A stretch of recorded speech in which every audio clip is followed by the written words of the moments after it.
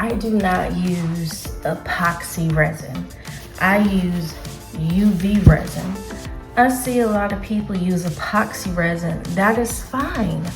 Everyone has their method of choice. I just want to give some perspective based off of my experience.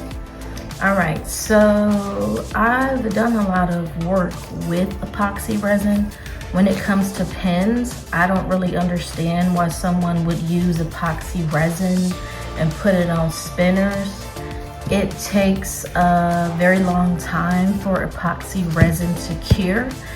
And then with my knowledge of doing glitter pens for 2 years, there's so many steps with sanding. Epoxy is unforgiving.